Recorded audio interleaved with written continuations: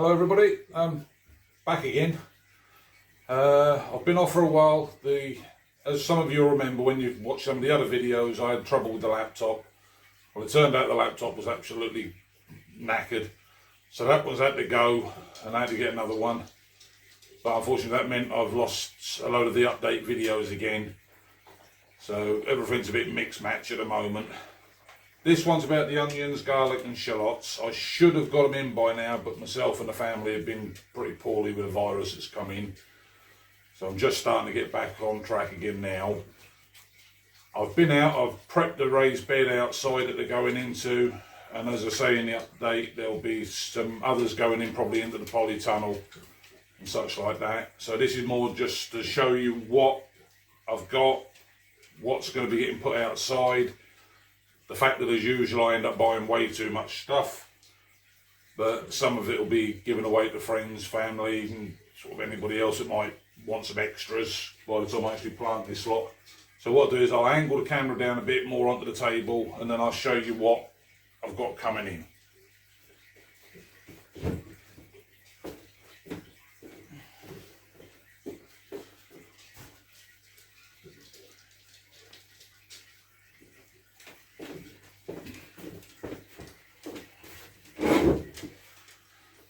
Right, as I say, I have a tendency to go a bit over the top, but we'll start with these ones here. We've got Senshui yellow onion sets, pack of 50. Obviously these are the sort of cheap garden centre ones, same as everybody else gets, but we've got those ones. We've got onion radar. So there's probably going to be a few less because these are slightly larger sets, but there's them ones. If we do the onions first, we then have onion sets snowball. So they're more white onions, a bit sort of crisper. So see how they go. We then have, what else have we got? Electric onion sets. So we've got these ones. I tried the Red Barons before, but I didn't find they lasted very long. I mean, I grow mine in raised beds because then it's much more free draining. So I have a tendency to lose less to rot, but that's only my sort of opinion on it all. We then have shallots. I've got the ones in the greenhouse already growing, but I'll show you them one shortly.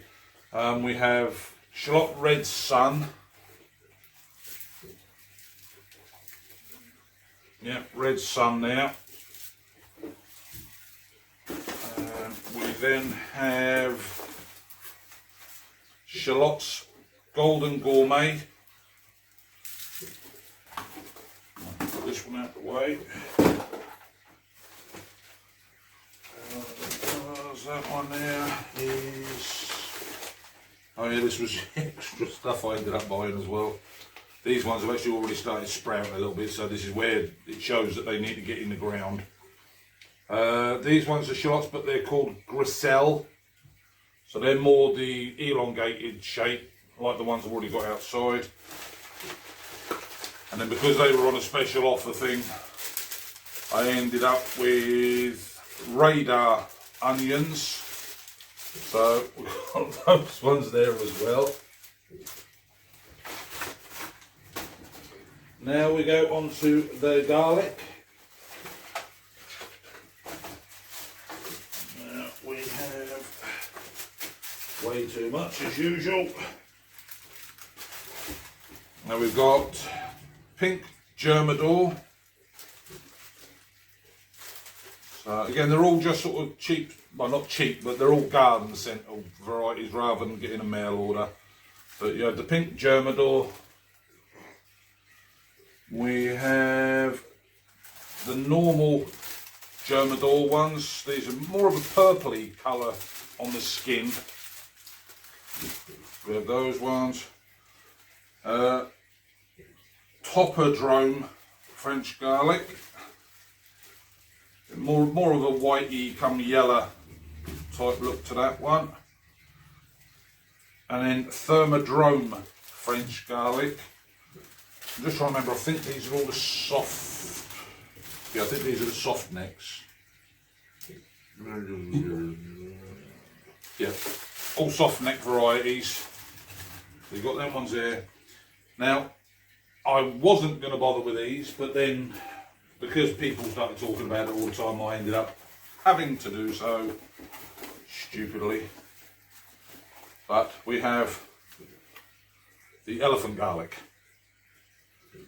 I've got, not sure the angle from where I am, but got these ones in here. They're supposed to be classed as medium-sized bulbs, so they're not huge things, but they look about perfect to plant to me. So they'll be going in their own place.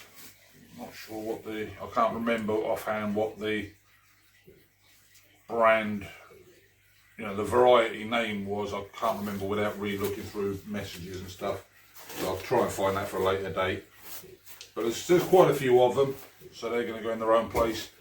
Now, what I do with the onions, I plant so that the tip is just below the surface slightly. If there are longer ones, slightly poking out. The same with the shallots. I'll take it just so you can just see the whispers on the top poking out of the ground. The normal garlic, well, and I'll do the same with these ones. So I'll show you with these ones rather than messing around. When I plant garlic, some people say about twice the depth of the bulb. So obviously with these, that would be down to about there. I don't do that. I only go by roughly the depth of the bulb down again.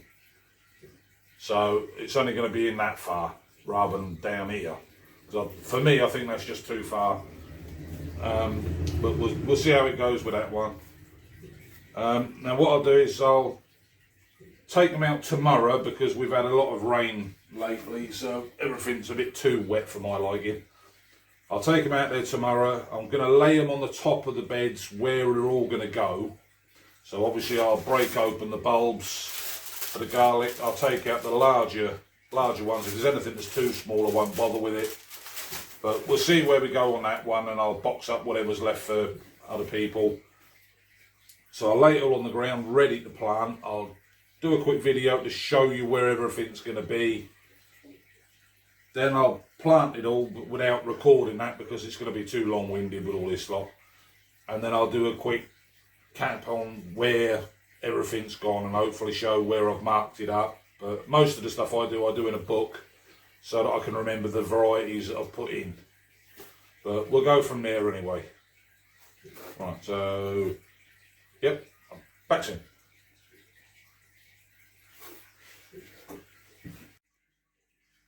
Right, I've separated the garlic just to make it easier for tomorrow. For the pink Germador, we got 18.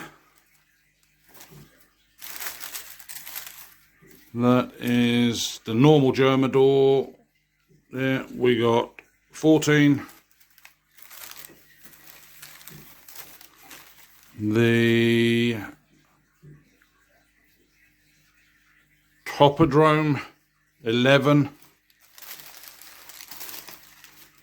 and the Thermodrome 14.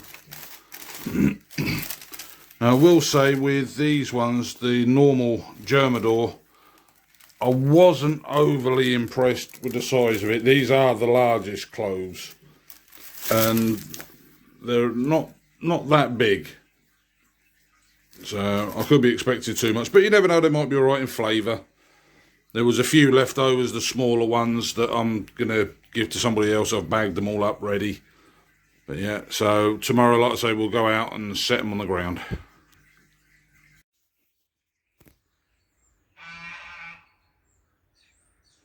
Right, just do a little walk round. Like I said, that's the Ocker. I've got to wait till the frosters knock back the tops on that before I can harvest them, because they should be swelling up in the buckets now, but we'll have to wait and see. A few bits and bobs I've got to sort out shortly for overwinter. So a quick, there's the greens and all that sort of stuff. What have we got? Rainbow chard. Can't find my tags. Oh, there's all sorts of bits and bobs in there. We're getting a little bit of buggy, which is surprising in here, but I'll have to sort that one out soon. That's your kales. They're the onions that are planted by seed, so they're pretty much ready to go out. That's the shallots that I'd planted up from the ones that are saved from last year's. They're doing really well, so they'll go out soon. Not really anything else in here at the moment. I've got some agapanthus heads that are saved to try and grow from seed. Never tried before, but I'll have a go with that one. What temperature have we got down to at the moment? The minimum we got down to is 0 degrees in here so far. Just reset that. You can see we're 12 degrees in here at the moment. But it's cooling down, but where we're down in the valley here, it's not really got too cold, I don't think, as yet. Right. Got the Jerusalem artichokes. As you can see, they've died right back now, so they're ready to start harvesting. That one, there's the Masua. I've got to cut that one back soon and have a little dig in there, but I'll probably do them in their own video.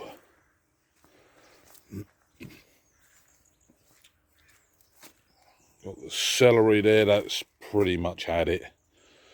Celeriac at the moment is still going. A lot of people seem to be transplanting it into undercover, but I've never tried, but I might do with that.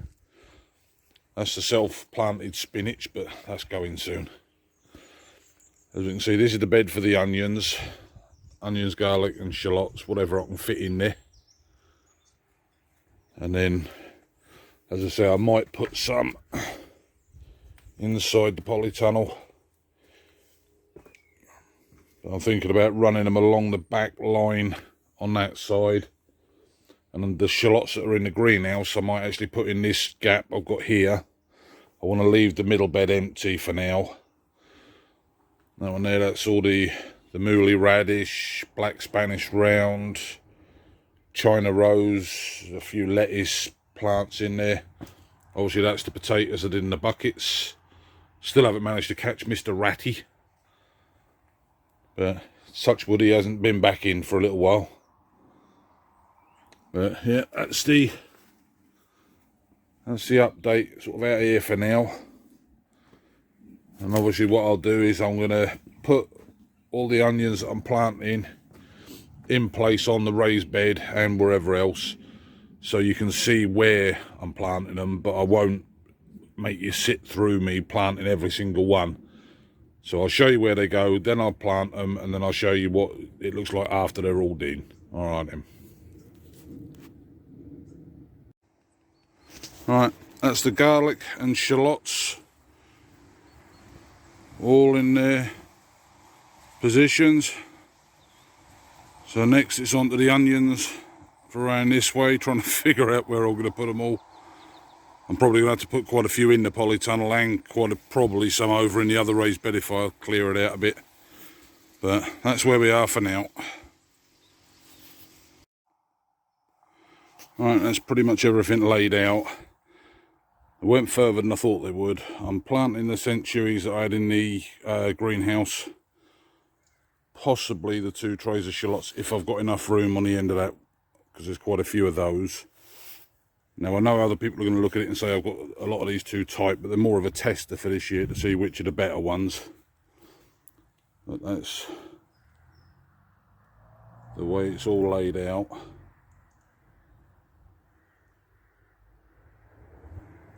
And obviously I've given the shallots more room, because obviously hopefully they'll split. Garlic, obviously the elephant garlic over there. Now it's looking like I won't need to put any in the polytunnel, because I think it's actually fitted in a lot better than I thought it would. But I'll show you what it looks like after it's all done. Right. There we go, all finished. planted up. Got about 100 of the century out from the greenhouse into there. I had a few left that I want to give to somebody else. There's Germor Shallots. I named them wrong. I called them Germador in one of my other videos, but they're Germor. So there's 24 of those. You can see everything's pegged and staked to help me remember where everything is. And then what I've done, long bamboo canes, got some CDs dangling to try and stop the birds. The ones on here have got two uses. The idea is that because the pole goes into the ground quite deep, when these ones move in the wind, I don't know if you can hear, and it keeps that tapping sound on the sticks. I'm hoping that it might help to deter the moles that keep running underneath it, but we'll have to wait and see. Right, so that's it for today. As I say, the next video will probably be Jerusalem artichokes, but we'll have to wait and see. Right, if you can give this one a thumbs up, please, because it all helps to push it forward on YouTube. Alright, and I'll speak to everybody next time. Bye bye.